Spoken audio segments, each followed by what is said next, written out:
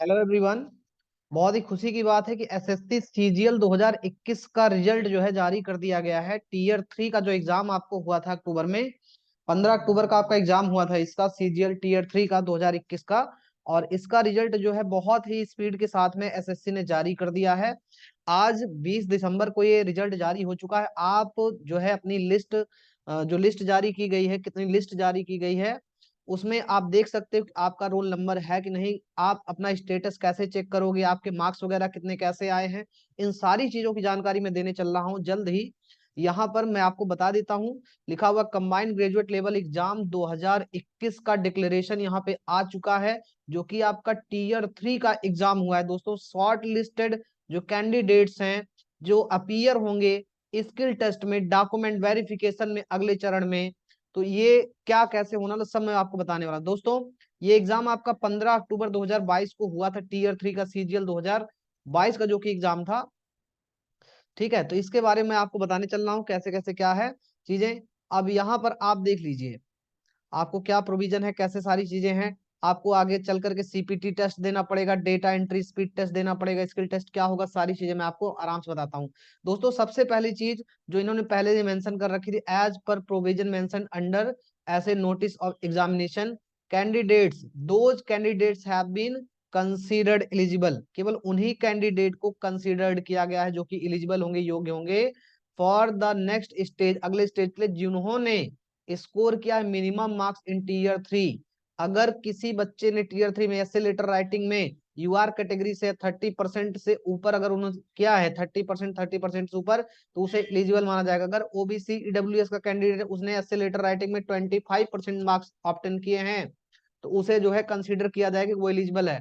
Other post category में अगर 20% उसने जो है स्कोर गैदर किया है, तो उसे जो है एलिजिबल माना जाएगा। दोस्तों, आगे बढ़ते हैं। यहाँ पर आपको समझना है कि candidate have been shortlisted for the document verification skill test as per the following 5 list. 5 list इस बार बनाई गई है दोस्तों। पहले 3-4 लिस्ट बनाई है, इस बार 5 लिस्ट बनाई गई हैं। तो यहाँ पहली लिस्ट आपकी कौन सी है, असिस्टेंट ऑडिट ऑफिसर की, एएओ और असिस्टेंट अकाउंट ऑफिसर की। ओके, उसके बाद दूसरी लिस्ट है आपके दोस्तों जूनियर स्टैटिकल ऑफिसर की, दूसरी लिस्ट बनाई, मतलब दूसरी जो कट ऑफ होगी आपकी जेएसओ की होगी। तीसरी कट ऑफ दोस्तों बनाएगी स्टैटिकल इन्वेस्टिगेशन ग्रेड 2 की। और चौथी पोस्ट है पोस्ट रिक्वायरिंग सीपीटी। और पांचवी है ऑल रिमेनिंग पोस्ट के लिए not mention under above list. ठीक है, कहने का मतलब आपकी यही चार जो है ज्यादातर इंपॉर्टेंट पोस्ट होती हैं, यहाँ पे जो है खतरा हो जाता है। आगे बात करेंगे इसके बारे में। तो यहाँ पर दोस्तों जो लिस्ट आपकी जारी की गई, पहली वाली एएओस के लिए, डॉक्यूमेंट वेरिफिकेशन के लिए जो बच्चे जाएंगे, तो यहाँ पर कितना दिया गया आपको, यहाँ बताया गया एससी के लिए 532 आपकी मेरिट लिस्ट गई है, एसटी के लिए 529 गई है, ओबीसी के लिए 574 गई है, ईडब्ल्यूएस के लिए 570 गई है। जैसा कि देखा जा रहा है कि ईडब्ल्यूएस की कट ऑफ जो ओबीसी से नीचे ही रहती है, जो बच्चे जो है इस फॉर्म को बनवा वाले उनके लिए अच्छा ही है, तो यहाँ पे 4 नंबर उनसे कम ही है। यूआर की कैटेगरी जो है 636 गई है, बहुत ही हाई फाई कैटेगरी। यहाँ पर लगभग जो है आपको 60 नंबर का डिफरेंस, 66 नंबर का डिफरेंस दोस्तों देखने को मिल रहा है यूआर कैटेगरी और यूडब्ल्यूएस में। उसके बाद यहाँ पर टोटल जो है 2570 कैंडिडेट को यहाँ पे सिलेक्ट किया गया है। ओके, इतने बच्चे जो है अपीयर होंगे डॉक्यूमेंट वेरिफिकेशन के लिए। लिस्ट 2 जो जारी की गई है आपके जेएसओ की पोस्ट के लिए, ये भी आपके केवल डॉक्यूमेंट वेरिफिकेशन के लिए। यहाँ पर आपके कट ऑफ जो गई 523 गई है, एसटी के लिए 511, ओबीसी के लिए 593, ईडब्ल्यूएस को 558 और यूआर के लिए 594। दोस्तों, टोटल यहाँ 504 स्टूडेंट को जो है सेलेक्ट किया गया है। आगे बात करें यहाँ पर, तो यहाँ पर आपको जो है लिस्ट 3rd जारी की गई है एसआई ग्रेड के लिए। यहाँ पर डॉक्यूमेंट वेरिफिकेशन के लिए एससी के लिए 260, एसटी के लिए 241, ओबीसी के लिए 317, ईडब्ल्यूएस के लिए 386, यूआर के लिए 453। और टोटल जो है 2448 बच्चों को सिलेक्ट किया गया है। दोस्तों, अगली जो आपकी लिस्ट है, ये इस पे जो है बहुत सारे बच्चों की नजर हो, क्योंकि ये मीडियम लेवल की है जहां बहुत सारे बच्चे जो सेलेक्ट होते हैं। यहाँ पर जो है डॉक्यूमेंट वेरिफिकेशन के लिए बुलाया गया, सीपीटी टेस्ट के लिए रिक्वायरमेंट होगी यहाँ पे सीपीटी कंप्यूटर प्रोफिशिएंसी टेस्ट। आपसे एक्सेल सीट कैसे बनती है, कैसे आप जो है पीपीटी वगैरह बनाते हैं, इन सब सारी चीजों के बारे में डिस्कस करूंगा कि आपको कैसे प्रिपरेशन करनी है और आपका अगला एग्जाम कब होगा, इन सब सारी चीजों के बारे में बताने वाला हूँ। तो यहाँ पर SC cut off 496, ST 460, OBC 550, EWS 543, UR की 564 गई है। टोटल 7,197 बच्चों को यहाँ पे जो है सिलेक्ट किया गया दोस्तों।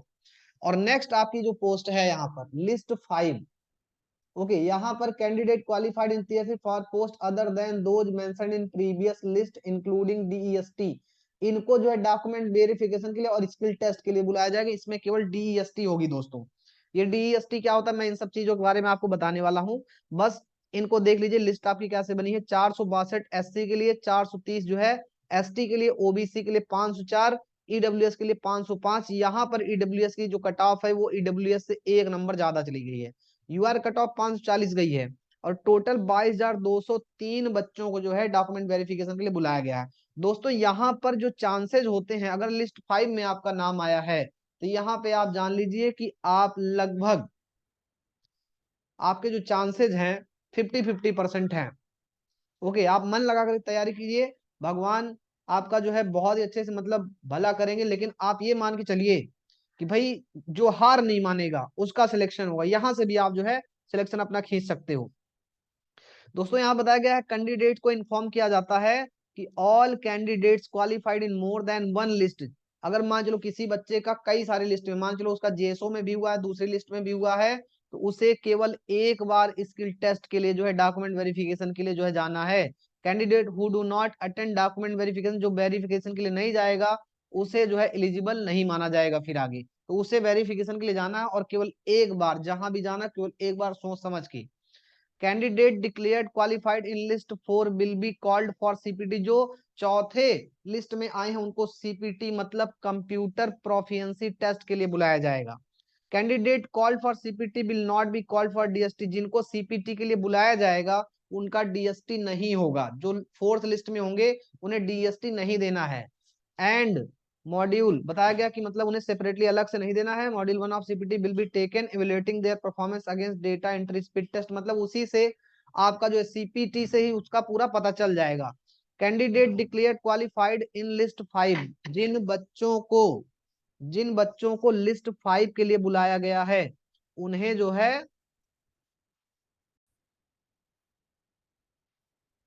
जो कैंडिडेट डिक्लेयर किए गए लिस्ट 5 में उन्हें क्या करना है, वो केवल डीएसटी के लिए बुलाए जाएंगे, मतलब एक तरीके से उनका बस कोई टाइपिंग टेस्ट होगा।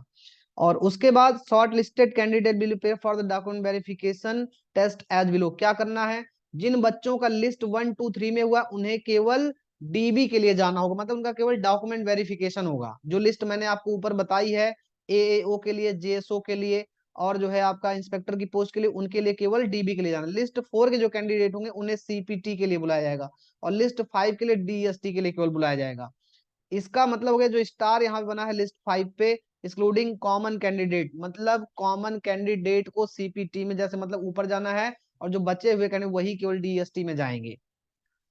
उसके बाद कहा गया है स्किल टेस्ट की डेट दोस्तों यहाँ पर आपसे मांगी गई है, आपको बताई गई है कि स्किल टेस्ट आपका कब होगा। तो दोस्तों ये आपका होगा 4 जनवरी और 5 जनवरी को होगा। The skill test of the short listed candidate in tier 3 exam, जो टीयर 3 में सेलेक्ट किए गए हैं टीयर 4 के लिए, उनका जो एग्जाम होगा दोस्तों 4 जनवरी को होगा। मतलब आपके पास अभी जो है 15 दिन का समय है। आप जो है अच्छे से टाइपिंग का टेस्ट आप कर सकते हो। अगर टाइपिंग नहीं है आपके पास तो टाइपिंग मास्टर नाम का एक ऐप आता है, मैं आपको बता दूंगा, आप टाइपिंग मास्टर से जो है सीख सकते हो। ओके, आपकी स्पीड कम से कम ये मान चलिए कि 30 के आसपास होनी चाहिए उस पे। एक टाइपिंग टेस्ट होगा आपका। Schedule for conduct document verification will be available due course on the respective website of the regional office of the commission, मतलब ये जो है आपका 1 हफ्ते बाद ये आपकी रीजनल वेबसाइट पे आपका जो एडमिट कार्ड होगा दोस्तों, ये अगले हफ्ते तक जो है अगले संडे तक आपका आ जाएगा। जो marks of the qualified candidate होंगे, अभी जैसे आपके मार्क्स की मैंने बात की, मार्क्स आपको कैसे दिखेगा, तो मार्क्स आपका जो क्वालिफाइड है नॉन क्वालिफाइड है सभी कैंडिडेट्स के, वो 30/12/2022 मतलब 30 दिसंबर को जारी किए जाएंगे दोस्तों। आपके जो टीयर 3 तक के टोटल आपके जो मार्क्स हैं वो आपके 30 तारीख को जारी किए जाएंगे और आप जो है अपने इंडिविजुअल मार्क्स को 30 तारीख से लेकर के 13 तारीख तक, जनवरी तक आप जो है सर्च कर सकते हो, देख सकते हो। ओके, तो ये पूरी डिटेल है मैंने आपको बता दी है यहाँ पर दोस्तों। आपको मैं यहाँ पे बता दूं, आपका जो सीपीटी होगा इसमें क्या करना है और जो आपका डीईएसटी होगा इसमें क्या करना है दोस्तों। सीपीटी में आपको पावर पॉइंट प्रेजेंटेशन आपको बनानी होती है, आपको एक्सेल शीट क्रिएट करना होता है, MS ऑफिस के बारे में आपको जानना होता है।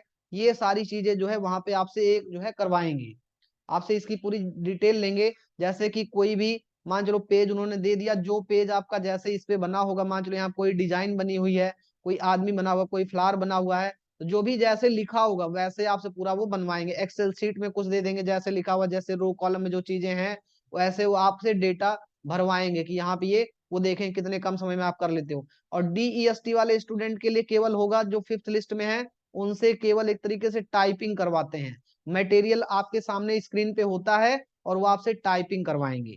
तो दोस्तों ये आपका जो है बहुत ही खुशी की बात है, SSC बहुत ही स्पीड के साथ आपके सारे रिजल्ट जारी करते जा रहा है, एग्जाम कंडक्ट करवा रहा है। आप लगे रहिए, कोई भी प्रॉब्लम होती है तो आप हमसे शेयर करिए, कमेंट करिए, सेक्शन में जाकर के चैनल को सब्सक्राइब करिए और जुड़े रहिए हमारे साथ पल पल की खबर के लिए। Thank you so much.